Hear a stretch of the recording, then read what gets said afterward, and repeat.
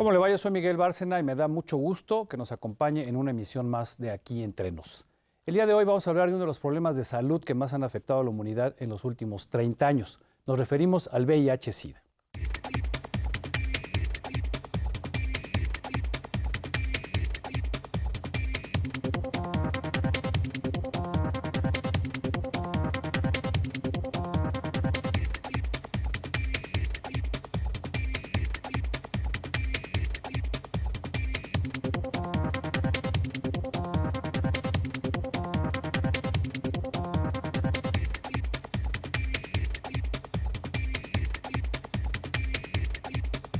Para hablar precisamente sobre este problema de salud que tanto ha afectado a la humanidad en los últimos 30 años, tenemos un panel de expertos, personas que también nos van a dar su testimonio, algunas personas que pertenecen a otras instituciones de salud.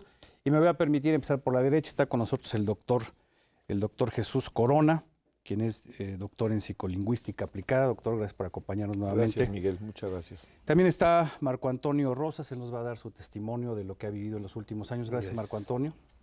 Y en el extremo derecho está el doctor Jesús Casillas Rodríguez, quien es coordinador clínico de la Clínica Especializada Condesa. Muchísimas gracias. Muchas gracias por la invitación. De este lado tenemos a Carlos Granados, que también nos va a hacer favor de compartir con nosotros su testimonio. El doctor René García, de Albergues de México. Doctor, gracias por estar también con nosotros.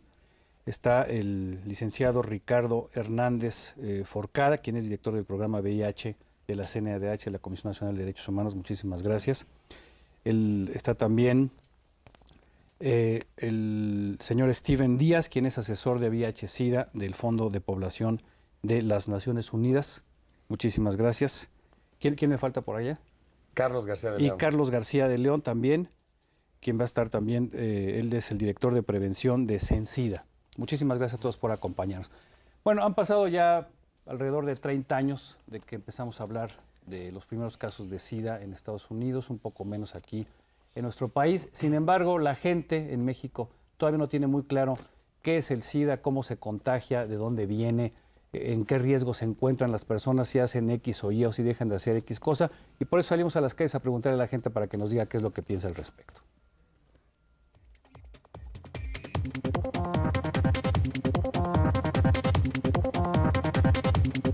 Sería principalmente el sexo sin protección, la mala higiene que tienen para usar jeringas o algo así.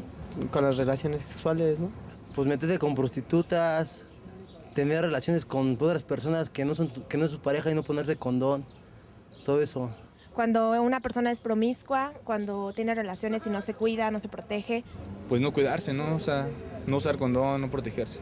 Pues, no sé, andar de Spring Break metiéndose con todas, yo digo que es una de las razones. La poca prevención que tenemos al tener relaciones sexuales. Compartir jeringas infectadas es uno, tener relaciones sexuales sin protección. Sin usar condón, por vía sanguínea, vaya sin protección. Es la promiscuidad y la falta de prevención. Cuando una persona tiene más de una pareja o anda de promiscuo por ahí.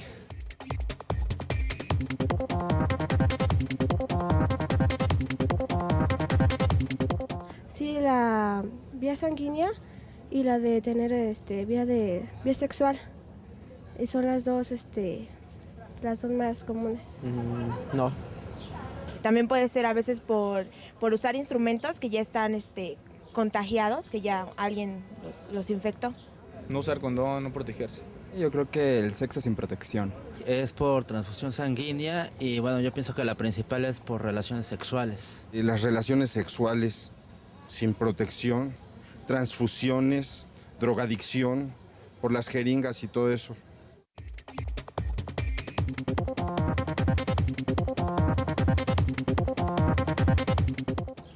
Todos, siempre y cuando, sí, bueno, si no nos cuidamos, lógicamente que sí, pero si nos cuidamos, pues no.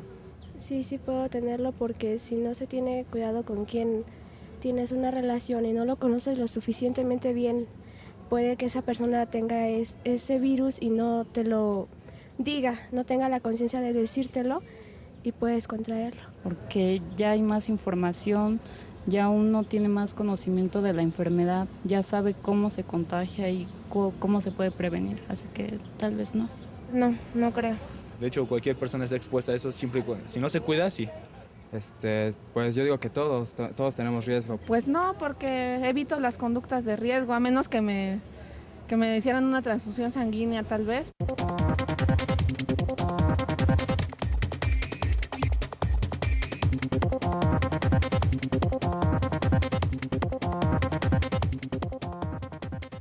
Bueno, pues le decía a usted, han pasado ya cerca de 3 décadas en las que cientos de miles de personas han padecido el SIDA, muchas de ellas han fallecido, muchas más todavía lo padecen, siguen viviendo en algunas ocasiones con mejores perspectivas de vida debido a los últimos tratamientos. Sin embargo, en México todavía, por lo que podíamos escuchar en estas respuestas, mucha gente no tiene muy claro cómo se puede uno contagiar, qué es exactamente el VIH y qué hacer sobre todo para prevenirlo. ¿Qué tanto sabemos los mexicanos, doctor Carlos García de León, sobre prevención de SIDA y qué se ha hecho en los últimos años precisamente para que la gente tenga mayor información? Yo creo que se ha compartido muchísima información. Por ejemplo, habría que insistir, solamente son 3 las vías de transmisión: la sanguínea, la sexual y la de una madre hacia su bebé, la perinatal o vertical. Sin embargo, esta experiencia de tantos años nos ha demostrado que no es suficiente la información. Cambiar comportamientos, el adquirir hábitos preventivos, el tener claridad respecto a las formas de transmisión de esta infección, tiene mucho más que ver con procesos educativos mucho más profundos que van más allá de la información. ¿Alguien más quisiera comentar algo al respecto sobre qué tanto hemos avanzado, qué tanto se ha evolucionado en particular en México en estos últimos años? El virus del VIH-Sida no se contagia, es una infección, hay que aclarar, porque siempre estamos hablando de contagio. No, el sarampión, la varicela son enfermedades contagiosas. Pero el SIDA es una enfermedad infecciosa. Es muy importante decirlo, saberlo, porque si no, la gente ni se acerca. Antes se decía que era infecto contagioso. Sí, en realidad ya aclararía. En efecto se trata de una enfermedad infectocontagiosa, pero cuando hablamos de contagio, la gente, justo como lo dice René, tiene la percepción de que esto se va a contagiar a través del aire, a través de tocar, a través de abrazarnos. Entonces hablamos de una enfermedad de transmisión sexual, sobre todo, es la vía más frecuente, más del 93% de casos en nuestro país y a nivel mundial más del 95% de casos han adquirido la infección por transmisión sexual. Pero cuando hablamos en efecto de contagio, la gente tiene esta percepción de que si convivo, si comparto alimentos con alguien que vive con VIH, voy a contagiarme, porque hablamos, por ejemplo, de la gripa o del sarampión, justo como lo ejemplificaban hace un momento, y entonces la gente tiene temor. Por eso insistimos en que el término más adecuado para hablar de esto, hablamos de una enfermedad transmisible. Pero en efecto, correctamente dicho, es una enfermedad infectocontagiosa. Mira, yo creo que en el país ha habido una gran preocupación por los diversos gobiernos federales de acercar un gran cúmulo de información a la población. Pero en ocasiones el cúmulo de información no significa que esta información sea buena y que la gente la reciba y la perciba para poder evitar. Acabo de ver en los testimonios un cúmulo de ignorancia tan grande que me preocupa. Entonces, ¿dónde han quedado los millones de pesos invertidos, por ejemplo, en la actual administración, para dar a conocer una serie de medidas para prevenir el SIDA? Entonces, es preocupante. ¿Por qué es preocupante? Porque están mal enfocadas las campañas. Las campañas ni siquiera se toman la molestia de decirle a la gente que una persona que tiene este padecimiento del SIDA merece todo el respeto del mundo, por principio. Tenemos que decirle a la gente que la persona que tiene SIDA no es un ser extraño, no es un ser que con la mirada nos va a contaminar, porque efectivamente, como dice el doctor Carlos, de repente la gente dice, fulanito tiene SIDA, y se queda uno petrificado. Ya no sabe si darle la mano, si saludarlo. No, merece respeto y hay que saludarlo y hay que darle cariño, la protección humana. Psicológicamente las campañas están fallando porque no le estamos llegando a la población para decirles que quien padece esta enfermedad, no es producto del demonio, no es producto de la brujería, no es producto de lo paranormal. Vamos, es producto de la convivencia humana.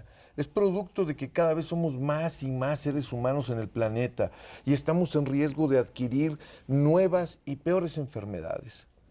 El SIDA hay que verlo como se ve al cáncer. Al SIDA hay que verlo como se ve al cáncer. Porque cuántas personas hemos padecido cáncer y convivimos y nadie nos dice nada. A lo mejor con una compasión malentendida. Ay, pobrecito, tiene cáncer. Pero veamos al SIDA como el cáncer. Veámoslo de esa manera, clínicamente hablando y psicológicamente hablando, y empecemos a darle respeto a las personas que tienen este padecimiento. No hay que juzgarlos. Aquí no hay culpables. Hay un padecimiento, hay una infección terrible, sí. Pero existe porque existe la humanidad, punto. ¿Qué tan grave es, la persona que nos visita de Naciones Unidas, qué tan grave es este problema en América Latina? ¿Y qué se está haciendo a nivel internacional? Tengo la impresión de que a raíz de que los tratamientos han sido más eficientes, se ha quizá disminuido un poco la intensidad de las campañas. Bueno, en América Latina se estima que tenemos alrededor de 1.7 millones de personas viviendo con VIH. Quiero hacer la distinción entre viviendo con VIH y viviendo con SIDA, son dos cosas diferentes. El SIDA es el progreso avanzado de la infección, mientras que una persona puede tener VIH y todavía no desarrollar ningún tipo de síntomas o infecciones oportunistas, como se le mencionan. En cuanto al VIH, la epidemia del SIDA en la región, diferentes países han abordado este problema de diferentes maneras. De uno de los primeros países que tuvo acceso universal al tratamiento fue Brasil, a finales de los 90. México tiene acceso a tratamiento. Que va a ser el que más casos tenía en América Latina, ¿no? Todavía sigue siendo el que más casos identificados tiene, porque también hay que ver que en casi todos los países existe un subregistro. O sea, no sabemos cuántas personas en sí están infectadas. O sea, se estiman números. Por ejemplo, aquí en México estamos estimando que tenemos un poquito más de 200,000 personas viviendo con VIH. ¿Bien? Pero en diferentes países las estimaciones son diferentes. Brasil, pues, tiene más casos identificados y ellos también han hecho un buen trabajo de involucrar a lo que es las organizaciones de la sociedad civil en la batalla contra el VIH, y lo cual no es la norma en todos los países. Algunos países tú ves acciones de gobierno que son mucho más fuertes que las de la comunidad, de la sociedad civil, y en otros países donde las acciones de la sociedad civil van de mano a mano con las de gobierno. Ahora, yo quisiera preguntarle al licenciado Ricardo Hernández, uno de los principales problemas de padecer SIDA o de desarrollar SIDA, más allá de los daños a la salud que causa este síndrome, está el problema de la estigmatización social. En un principio se estigmatizó a la comunidad homosexual en Estados Unidos, se les acusaba de promiscuos, se hablaba del cáncer gay, de todas estas cosas que finalmente quedaron rebasadas, pero que en muchos aspectos y en muchos sectores de la sociedad todavía se sigue estigmatizando a las personas. Tenemos el caso de niños que antes no se les dejaba ya asistir a una escuela normal porque por la ignorancia se pensaba que había un riesgo de contagio. Lo mismo pasaba en los centros de empleo. ¿Cuál es la situación actual en el tema de los derechos humanos con las personas que padecen SIDA? Así es, a causa de la alta estigmatización que tiene el VIH y el SIDA, las personas que viven con VIH y sus familias, sus parejas, sus cercanos, siguen padeciendo de discriminación. Esto se ve reflejado en una serie de conductas discriminatorias como las que usted menciona. Por ejemplo, lo que usted dice de los niños en la escuela es actual, no es anterior. Sigue siendo. En el año 2004, la Comisión Nacional de los Derechos Humanos emitió la Recomendación General número 8, donde notamos que en todo el país, en escuelas públicas y privadas, a los niños y a las niñas con VIH o familiares de personas con VIH se les impedía ir a la escuela. Y además de esa, hemos tenido conocimiento de otros casos de niños que ya en lo particular hemos ido atendiendo las situaciones cada una. Uno, por ejemplo, en Sinaloa, otro en Chiapas y otras más que las comisiones de los estados han atendido. Es vigente también la discriminación laboral, a pesar de que es ilegal en nuestro país hacer pruebas para entrar a trabajar o incluso hacer pruebas para permanecer en el trabajo. Es muy frecuente, sobre todo en la iniciativa privada, que se hagan estas pruebas y las autoridades no hacen nada al respecto. También, y no hace nada porque no quieren o porque no se puede, porque no hay un marco legal que permita que se haga. Porque la Ley Federal del Trabajo obliga a los patrones a hacer pruebas necesarias para mantener la salud dentro del ámbito del trabajo, pero no faculta para hacer pruebas destinadas a discriminar laboralmente. Un patrón que haga una prueba de VIH para sostener el empleo, para reclutar a un empleado, estará cometiendo el delito de discriminación y estará actuando fuera de la ley. ¿Y qué tan grave es? ¿De cuántos casos, por lo menos conocidos, que tienen ustedes reportados? Nosotros en la comisión, si bien no abordamos los asuntos laborales cuando el empleador es particular, pero sí cuando el empleador es del Estado, tenemos cerca del 20% de las quejas que hemos recibido en la comisión desde su fundación se refieren justamente a problemas relacionados con discriminación. En 20% de las 870 quejas que hemos atendido, hay algún componente de discriminación. Las últimas 3, por ejemplo, fueron por discriminación, las últimas 3 recomendaciones que se emitieron fueron por discriminación a militares seropositivos, basados en la jurisprudencia de la Suprema Corte, que ha declarado inconstitucional que se les dé de baja por tener VIH. Hemos pedido a la Secretaría de Marina y a la Secretaría de Defensa que restablezca en sus posiciones. Se les instalaron, ¿no? Y más los sueldos caídos y demás, ¿no? Y ya esa parte ya la vieron por su parte, pero la parte de la discriminación fue atendida por la comisión aprovechando la jurisprudencia de la Corte. Muy bien, licenciado. Vamos a ver una cápsula que preparó el equipo de producción para tener ya una idea mucho más clara de qué es el VIH, cuándo se conocieron los primeros casos, cómo se contagia y qué es lo que está sucediendo. El SIDA es la manifestación avanzada de un ataque a las defensas del organismo por parte del virus de inmunodeficiencia humana VIH.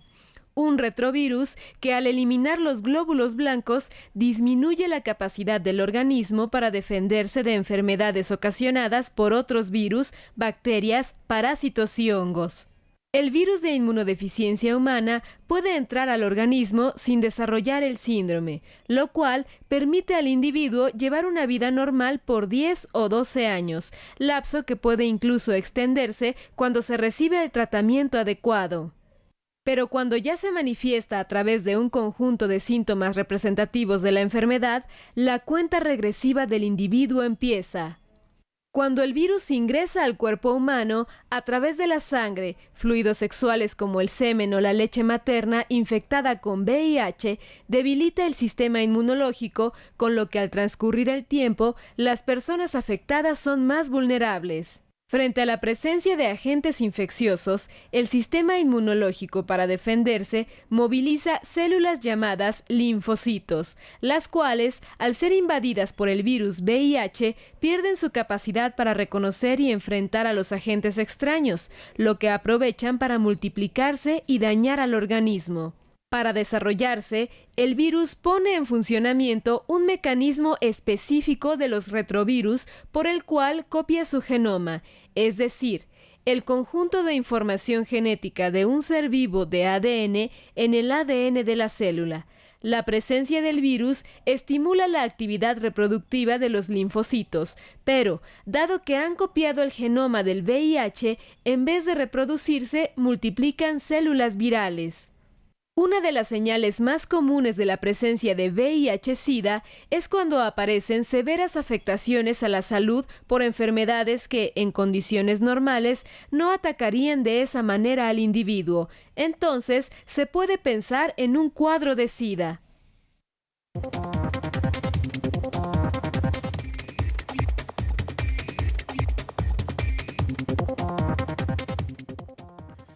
Cuando se descubren los primeros casos en México y también en Estados Unidos, los pacientes pues, no recibían un tratamiento muy eficiente o que les permitiera poder alargar su vida en condiciones favorables, en condiciones normales. Además de estos problemas de salud, hablábamos del problema de la estigmatización. Yo quisiera conocer aquí el testimonio de algunas personas que tienen VIH, René, Carlos, Marco Antonio, para que nos cuenten un poco cómo ha sido su vida desde que fueron diagnosticados con SIDA, no solo en la parte de salud, sino sobre todo en su vida laboral, en su vida familiar, en su vida social. Si eres tan amable. Yeah. Ok, pues mira, realmente ha sido muy difícil, porque es luchar contra una serie de normas preestablecidas desde tu propia casa, bueno, hablando de mi caso, desde mi propia casa, la estigmatización, el machismo de tu hombrecito y cómo vas a tener esa enfermedad.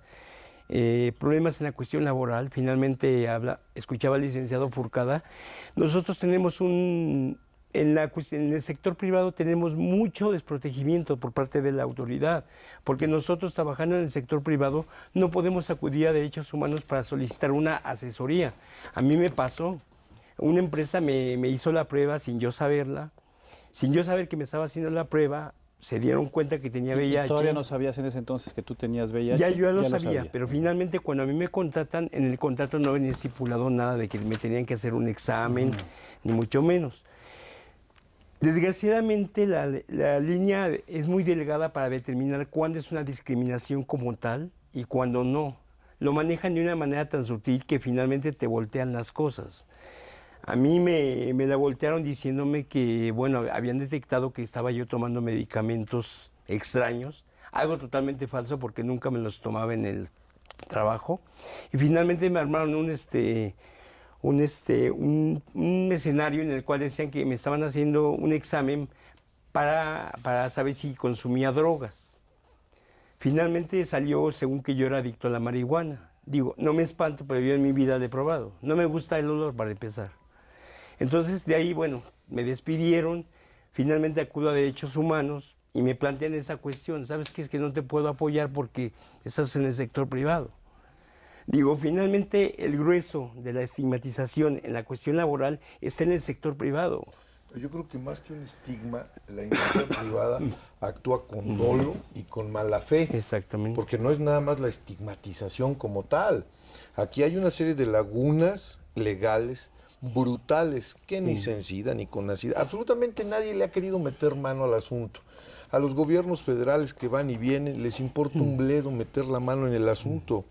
Por eso yo digo, las campañas son buenas, sí, pero están mal enfocadas. Vamos a trabajar, vamos a cogernos de la mano todos y vamos a trabajar para hacer propuestas legislativas, que estos becarios que tenemos en la Cámara de Diputados, 500 becarios que tenemos ahí, que pagamos con nuestros impuestos, en lugar de andar en la grillita roja, amarilla, azul, verde, blanca, qué sé yo, se pongan a trabajar, a ver este tipo de lagunas legales que hay, de donde se coge el sector privado, porque desgraciadamente ahí yo lamento mucho que la CNDH no pueda entrar. La CNDH se ha convertido para la sociedad mexicana en una especie de Biblia. Vamos a apoyar a la CNDH, vamos a hacerla crecer, vamos a generar jurisprudencia, que los señores magistrados también aporten con ideas. Es decir, este caso de René es un caso dentro de miles de casos que afectan terriblemente a personas que tienen esta infección.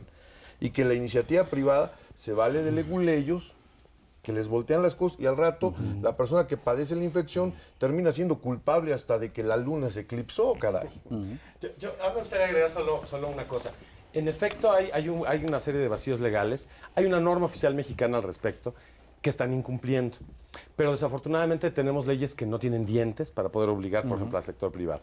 Al mismo tiempo también está sucediendo que algunas empresas muy pequeñas para el tamaño de nuestro país, solamente 30, se han constituido en un Consejo Nacional Empresarial sobre SIDA, en donde tienen políticas laborales que, al contrario, más allá de hacer pruebas de detección que no son voluntarias, no cumplir todas las normatividades, están haciendo ambientes favorables para que personas que viven con VIH puedan trabajar. Y hay empresas importantes, grandes bancos, grandes empresas transnacionales en nuestro país, pero creo yo que tiene que ver con también una situación que está muy ligada a la ignorancia y un poco insistiendo en lo que decías hace un momento.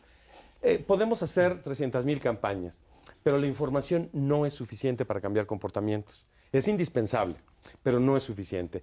Y segundo, que necesitamos proveer de información basada en evidencia científica también a las empresas, porque no saben que en México hay acceso universal a tratamientos, que la seguridad social los provee y piensan que van a tener un impacto económico muy grave y por eso actúan, pero sobre todo basándose en temas de discriminación. Porque aunque decían hace un momento que esto está rebasado y que está desligado al tema de la homosexualidad, existe este tema de discriminación porque la empresa dice, yo aquí no quiero este tipo de comportamientos. Lo veíamos en las entrevistas. Se habla de promiscuidad y la gente dice, por tener muchas parejas, y eso en esta sociedad está considerado como malo. Claro, promiscuas, nunca soy yo. siempre es quien tiene 2 parejas más que yo. Entonces es muy difícil que la gente reconozca sus propios comportamientos. Entonces creo que aunque haya campañas informativas, necesitamos más bien procesos educativos profundos, amplios y pensando en el largo plazo. Pues sí, yo quería decir que efectivamente la Comisión Nacional no conoce de asuntos entre particulares ni de asuntos laborales, pero sí hay autoridades que tienen la obligación de atender estos asuntos. Existe la Procuraduría Federal para la Defensa del Trabajo, existe... La Profedet, ¿no? Pues exactamente, la Profedet, existe, por ejemplo, el Consejo Nacional para Prevenir la Discriminación, no se pueden poner quejas contra particulares por discriminación. Existe el COFEPRIS de la Secretaría de Salud que debería de actuar en contra de todos los laboratorios que se prestan a hacer estas pruebas.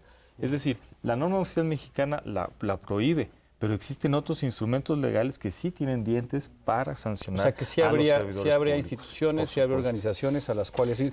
Yo quisiera preguntarle a René y a Carlos, igual que nos platicaran un poco cuál ha sido su experiencia desde que los diagnosticaron. En tu caso, René, ¿cuánto tiempo tienes con el VIH? Tengo aproximadamente 30 años con el virus y he vivido sano. O sea, ¿tú eres seropositivo? Soy seropositivo desde 1978, antes de que se descubriera el virus. Soy de los primeros casos, soy de la era paleolítica del SIDA. Pero conmigo no hubo ese problema porque yo me abrí inmediatamente, o sea, yo di el rostro a la comunidad, ¿no? Y entonces yo me desestigmaticé. Primero, eso fue lo primero que hice, desestigmatizarme yo mismo para yo aceptarme tal como soy. Y entonces cambia completamente, ¿no? Porque yo lo primero que digo es que soy portador del virus, ¿no? Entonces ya la gente pues me ve de otra forma, ¿no? Y he tenido 2, 3 casos en toda mi vida de rechazo. Pero yo doy rostro, aparezco en los medios, voy a las escuelas, voy a los SHs. Y en el hospital del Seguro Social, ahí es donde me estigmatizan. ¿No? En las instituciones. Y en primer lugar, el Instituto Mexicano del Seguro Social. Este es el número 1 en estigmatización. Y, por ejemplo, yo soy... ¿Actualmente o eso fue actual, hoy, 2009, no sé qué día es, 25, no sé qué día de marzo. Hoy. Y yo era derechohabiente. Pero están esperando cualquier desliz que tenga uno para correrlo a uno del registro como derechohabiente. Entonces... Es triste, ¿no? Ver eso, que la primera institución del país estigmatiza hoy, 2009. Les voy a contar un caso. Cuando su servidor hizo el primer reportaje sobre SIDA en la televisión en este país en 1983, había 10 casos conocidos en México. Y el secretario de Salud en ese entonces decía que no hiciéramos este tipo de programas porque era escandalizar y que eso en México no iba a suceder, ¿no? Hoy, ¿cuántos miles de casos tenemos? Estamos en 125 casos de SIDA acumulados aproximadamente. Y estábamos hablando de las altas autoridades del sector salud. Y cerca de 200,000 personas viviendo con el VIH. ¿Y cuántas han muerto en estos 30 años? Se calcula que el 60% de las personas que están registrados como caso de SIDA, pero de estas 200,000, solamente 50,000 están, por ejemplo, en tratamiento. Entonces calculamos que un 20% saben que viven con el VIH.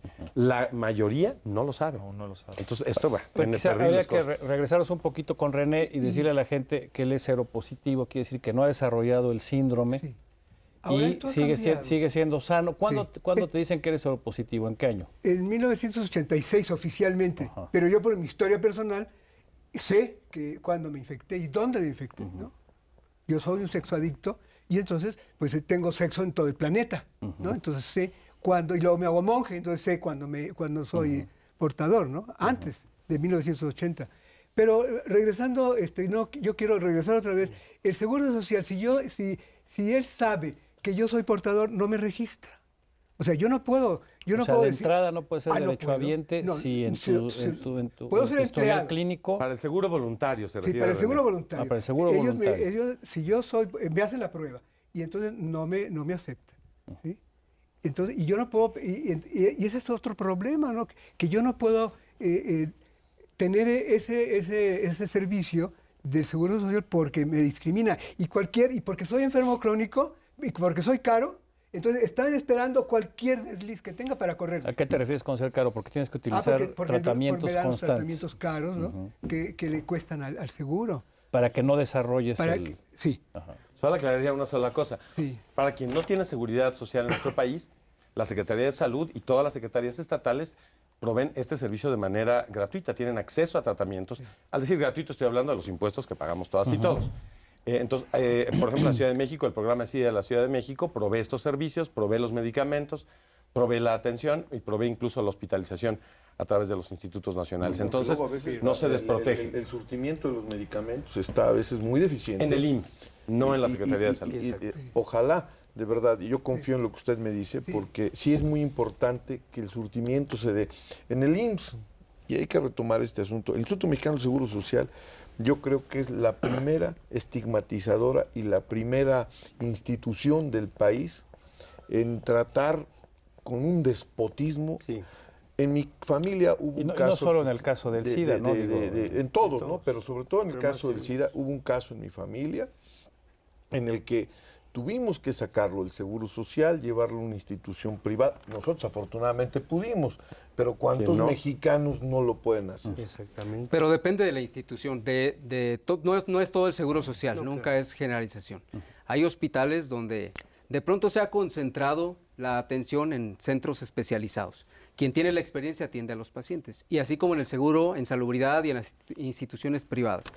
Un punto importante ahí es, quien tiene la experiencia va abarcando a más gente en el entorno para educarlas y quitar ese estigma y el miedo, porque es desconocimiento, ignorancia total. Es decir, ¿cómo me contagio? Si te acuestas con el paciente, ponte condón y ya, no vas a tener riesgos. Si haces un procedimiento, utiliza gogles, cubrebocas y no hay riesgo. Es decir, es ignorancia. Y pasa, es decir, hay médicos que discriminan, hay pacientes que se discriminan y hay instituciones que discriminan, pero no es generalización.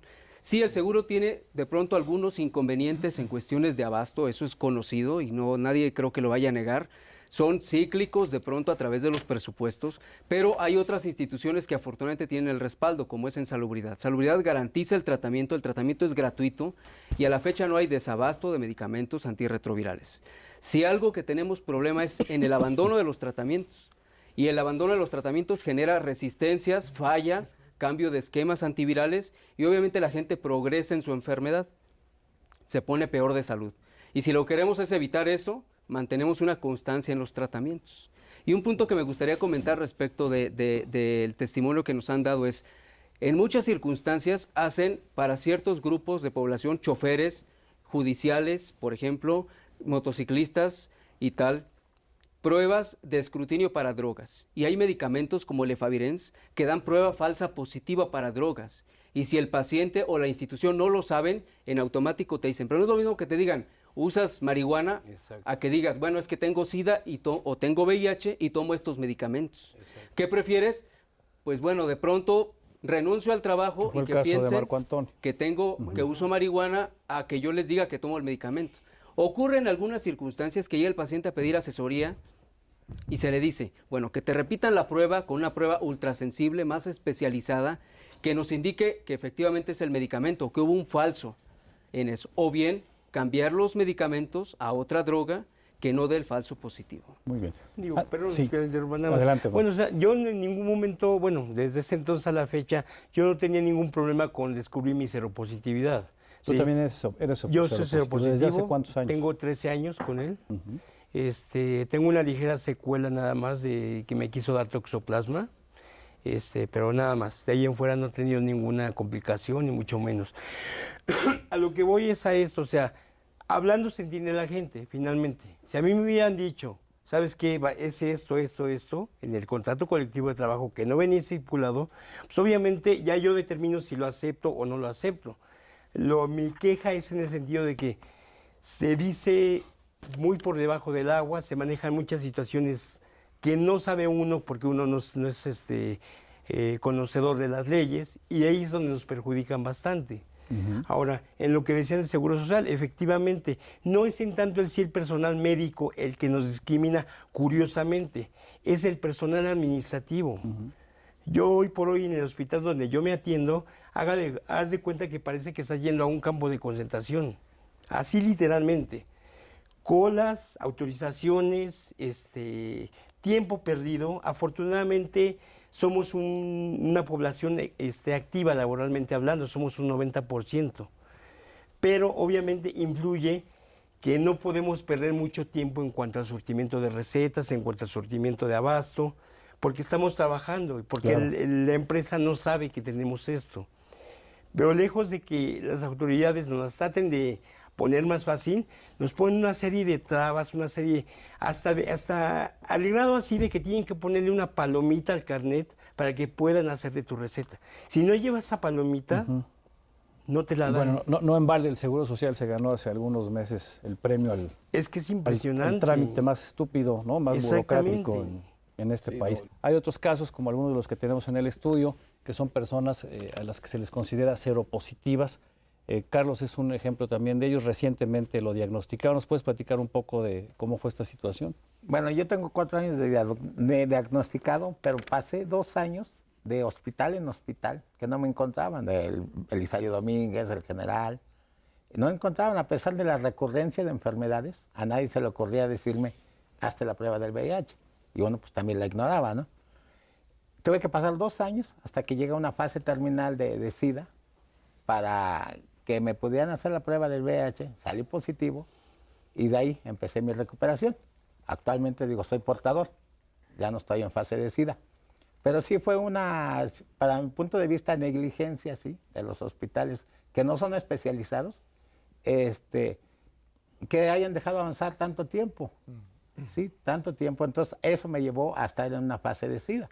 Porque si a ver, ¿qué pasa? Un seropositivo igual se enferma, igual empieza a tener problemas inmunológicos. El término seropositivo se refiere a que el suero de la persona donde le hicieron el examen sanguíneo resulta positivo, reacciona ante la prueba. Entonces, una persona seropositiva vive con VIH, una persona con SIDA también es seropositiva, es decir, es un término generalizado. Por eso hoy hablamos más bien de personas que viven con VIH, personas que han desarrollado SIDA, y que además, con este ejemplo que nos explica Carlos, se puede regresar de una fase incluso terminal a estar viviendo con VIH con su sistema inmunológico completo. Sí, yo quisiera precisar que efectivamente ahí hubo una negligencia, puesto que la detección oportuna pudo haber evitado llegar a la situación de SIDA.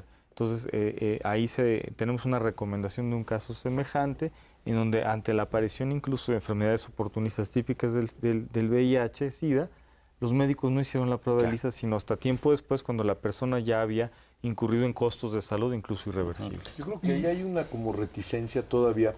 Esto me recuerda aquí las cuestiones estas de carácter religioso, moral, ético de los médicos que dicen, no, yo por razones éticas no aplico un aborto, ¿no? Entonces yo me imagino que algunos médicos cuando dicen, ay no, qué barbaridad, porque hasta en los médicos hay ignorancia respecto a la infección. Y hay unos médicos que brutalmente, cuando uno les dice, es que padezco cáncer, pues vaya con el oncólogo, vaya con el... Espérate, hijo, si más vengo a que me des para la gripa, ¿no? Pero te aviso que estoy en tratamiento para el cáncer. Imagínate cuando tú llegas y le dices a un médico, fíjese que tengo esta enfermedad y otra vez y es recurrente, se niega por cuestiones morales a aceptar que está tratando un paciente que debe de aplicar la prueba del VIH-Sida. Y estas cosas no se saben, estas cosas no llegan a la Comisión Nacional de los Derechos Humanos, a las comisiones de derechos humanos estatales, que algunas viven en la época primitiva y seguían algunas comisiones estatales por preceptos morales y religiosos, ¿no? Hay algunos presidentes de comisiones estatales que dan miedo, que no dan ganas de acercarse a esas comisiones estatales. La CNDH tiene una enorme ventaja, ¿no? Se han librado de todas esas cargas ético-morales, yo diría ético-moralinas y en fin, ¿no? Entonces, ¿qué es lo que debemos hacer? Pues yo vuelvo a insistir, ¿no? A lo mejor Carlos ahorita va a brincar y va a decir, no, la educación, parte de la educación, una campaña educativa que vaya formando a los médicos, vamos a informarle a los médicos. Y sus obligaciones, porque en este caso tenían obligación de buscar toda la batería de posibilidades hasta encontrar el caso. Lo encontraron afortunadamente a tiempo, pero pudo no haber sido el caso. Yo ahí diría 3 recomendaciones. Quéjense, demanden, y a veces a la gente le es muy complicado por el peso del estigma y la discriminación y hasta el costo económico. Segundo, en los médicos encontramos de verdad los núcleos de mayor discriminación. Hay una encuesta, seguramente Ricardo la conoce, yo no tengo las cifras aquí, en donde la mayor discriminación que se hace a personas que viven con VIH proviene del sector salud. Y es esta ignorancia, yo coincido absolutamente contigo. Y además el otro tema que tiene que ver con el ser médico en este país, y que nos disculpen los doctores, yo soy dentista, entonces me salvo un poquito, el médico en este país se vuelve un poco el Dios. Entonces su palabra es única, su voz tiene que ver con el comportamiento moral. Y al revés de lo que hicieron en este caso, si notan a alguien muy afeminado, le hacen la prueba sin que haya estado en riesgo. Y la tercera petición a nuestros escuchas, a nuestros televidentes, sería háganse la prueba. Un diagnóstico oportuno hoy es la mejor posibilidad de tener una vida con calidad. El caso de René no es el más frecuente, el de René García. Es un no progresor, él no ha progresado afortunadamente a la enfermedad por toda una serie de circunstancias que han llenado su vida y la de todos los que lo conocemos desde hace muchos años. Pero no son los casos más comunes. Entonces, un diagnóstico temprano, la adherencia a los tratamientos cambia la vida y da calidad. Una persona que hoy empieza con tratamientos, por lo menos, si son adecuados, si son adherentes a los tratamientos, puede estar viviendo 25, 28 años, en lo que estamos midiendo hoy, con una extraordinaria calidad de vida. Entonces, háganse la prueba, quéjense y demanden. Steven, sí, un segundito. Lo que pasa también, para explicar un poquito que puede ser lo que está influenciando también, es que México tiene lo que se llama una epidemia de baja prevalencia concentrada en grupos, en varios grupos. ¿Qué grupos son los que resultan que tienen la mayor tasa de infección? Los hombres que tienen sexo con hombres gays, bisexuales, hombres que no se identifican como gays, pero que también por razones situacionales también tienen sexo con otros hombres, como lo son en las cárceles, plataformas de trabajo que están aislados, y también usuarios de drogas inyectables. Bien, también en otros países... ¿Esos siguen siendo los grupos de alto riesgo? Esos son los grupos donde más casos se detectan. Ya la palabra grupos de alto riesgo está...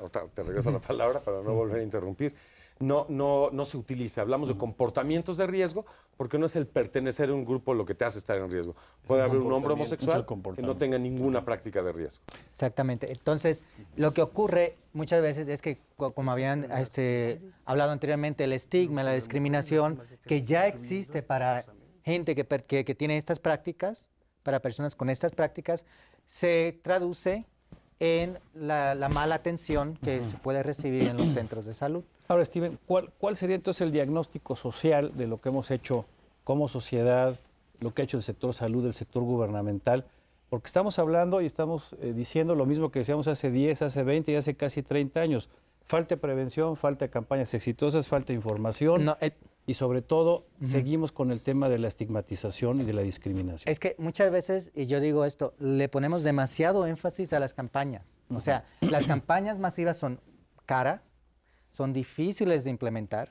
No llegan al... Y no, o sea, muchas veces como se hacen al público en general, digamos, una campaña que esté basada en la radio, con spots de radio, te puede costar millones y millones de pesos. Y no cambia comportamiento. Y no cambia comportamiento, o sea, conocimiento solamente no cambia comportamiento. Tenemos que empezar a hacer todo ese tipo de intervenciones que sean... Hay diferentes tipos de intervenciones. Las estructurales, que son las que estaban ustedes promoviendo aquí. Hablemos con los legisladores, cambiemos las leyes, cambiemos más bien la estructura existente en la sociedad. Y así vamos a poder comenzar a cambiar un poquito los comportamientos. Porque si tú haces eso, pues te voy a multar. Entonces ya para que no me multen, pues el médico pues ya no va a estar abiertamente discriminando. A lo mejor lo haga de una manera más sutil, pero ya no va a ser tan abiertamente que lo haga. Otro son las campañas, las intervenciones a nivel comunitario, en el cual lo que hacemos es cambiar las normas sociales de la comunidad. O sea, y en estas campañas lo que se ve es que, ¿sabes qué? Cualquier persona puede estar infectada con VIH.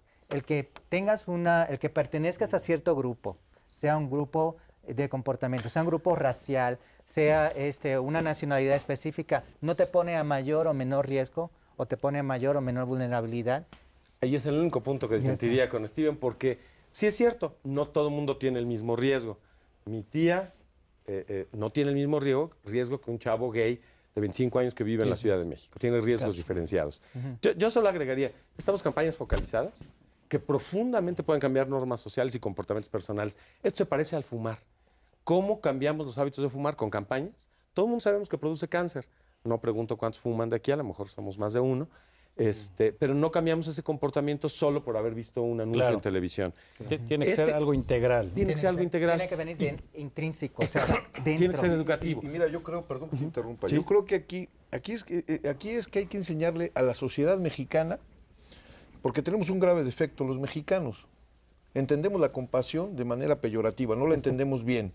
Luego, somos generalmente autocompasivos, somos víctimas. El mexicano tiene un estúpido complejo de la victimización profunda.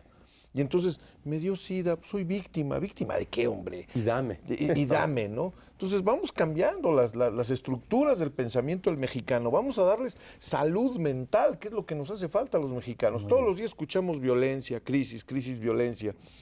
Y nosotros al escuchar todo esto nos comportamos de una manera enferma en nuestras casas y esa manera enferma la llevamos a la calle cuando vamos al trabajo y luego la desvaciamos en el trabajo, luego otra vez la calle y otra vez la casa. Vamos a cambiar el círculo vicioso por un círculo virtuoso. ¿Qué es? Cambiemos las estructuras individuales, abrámonos. Es decir, podemos hacer una campaña integral donde se le diga al mexicano, cámbiate. René, querías compartir algo con nosotros. Nosotros somos una institución de asistencia privada, se llama Albergues de México, y nuestro principal servicio es asistencial. O sea, trabajamos con las personas que vivimos con el virus. Porque el público se preguntará, ¿cómo vive una persona con el virus? Pues como cualquier persona. Como cualquier otro. ¿Verdad? Como cualquier persona. Pero este grupo a veces no sabe a dónde acudir, porque es difícil vivir con el estigma interior mío, con el estigma de la sociedad. Entonces, debemos de acudir a organizaciones que trabajan con grupos de apoyo, que trabajan este tipo de problemas para desestigmatizarnos, porque vivimos muy estigmatizados. Entonces, acudir a las ONGs, a las organizaciones de la sociedad civil que trabajan SIDA y no sentirse diferentes, ¿no? Porque no somos diferentes. Yo, como he estado escuchando, VIH, soy portador, soy seropositivo, tengo SIDA. Entonces, todo el lenguaje es importantísimo de que nosotros los que vivimos con el virus lo sepamos usar. Yo no tengo SIDA, vivo con el virus, ¿no? Porque si a mí me dan en la clínica Condesa, me dan el diagnóstico, tiene SIDA, y se va a morir bueno, pues digo, me voy y me muero, ¿no? Claro, de puro impacto. Sí, entonces necesito tener el lenguaje exacto. O sea, soy portador, no tengo SIDA. Porque si no, vivo pensando que estoy enfermo. Yo no estoy enfermo, tengo el virus, pero no estoy enfermo. Y no vives con esa angustia de que lo llegues a desarrollar en algún momento. Y vivo como cualquier persona. Y me dedico a ayudar a los demás. Me ayudo a compartirme en mi egoísmo personal, en mi animal depredador que soy, ¿no? Pero aprendiendo a amar, a compartir, a servir, a apoyar a la comunidad. En 30 años me imagino que has visto mucha gente, amigos, conocidos, gente que han atendido, que han muerto. Muchísima gente. Y se han muerto del impacto de la noticia. Nada más, ¿no? Sin estar enfermos. Nos podemos morir por la sola noticia. Entonces, por eso es que es importante trabajar en grupos para poder salir de esta enfermedad mental, ¿no? Que es la palabra SIDA, ¿no? Hay un aspecto que no ha ayudado, que es la Iglesia Católica, por ejemplo, ¿no? Hace poco el Papa fue a África y decía que el repartir condones y la prevención, que no era la mejor manera de evitar esta pandemia, sobre todo en África, donde los muertos se cuentan por cientos de miles. Pero mira, ¿quién de los católicos le hace caso ya al Papa? La pregunta es, ¿qué tanto afecta esto en alguna comunidad en un país que eminentemente es católico? Diagnosticado, me acerco de vuelta a la iglesia, ¿no? Soy creyente, no puedo decir que soy católico. Me acerco y me toca la mala suerte que ese día el cura de mi comunidad empezó a hablar mal de los homosexuales y de los idosos. Dije, bueno, si yo vengo aquí a pedir ayuda... Otro estigma, ¿no? Me sentí así...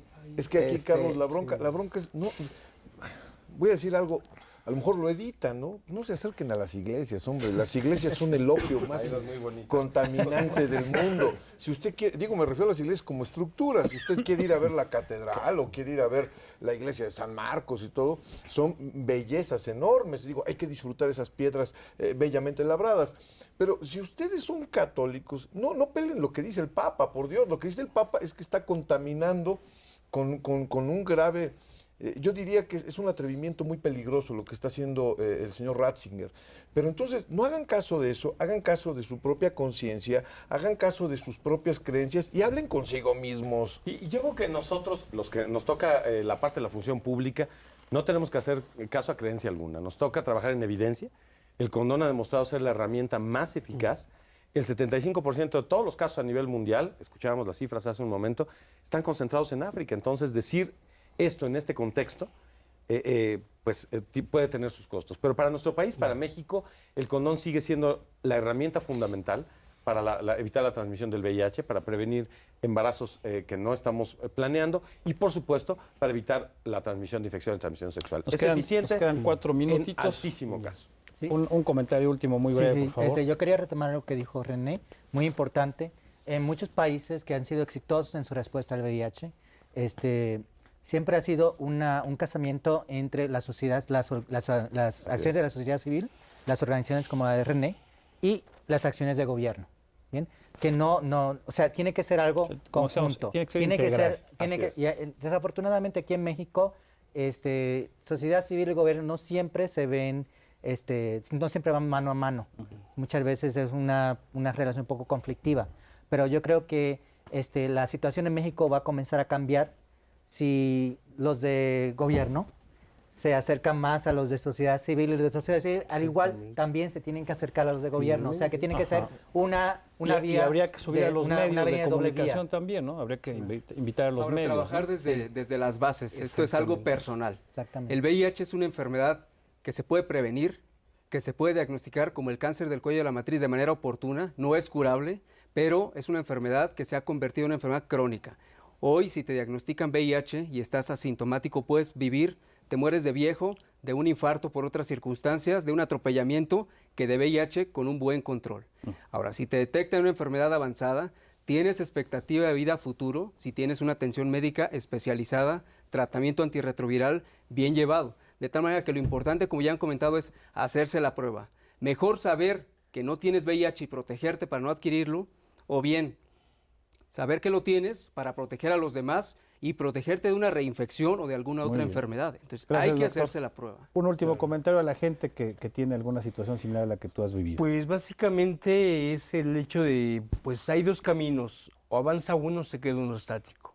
Finalmente, para morir nacemos, decían por ahí, y finalmente esto no es sinónimo de ninguna situación adversa, simplemente a mí me tocó, ahorita el motivo, la circunstancia es lo de menos, y pues hay que echar para adelante, ¿no? Utilizar todos estos recursos, organizaciones civiles, lo poquito que hay de atención médica, las gotitas que nos llega a dar el gobierno a veces, pero finalmente yo llamaría precisamente al sector gobierno.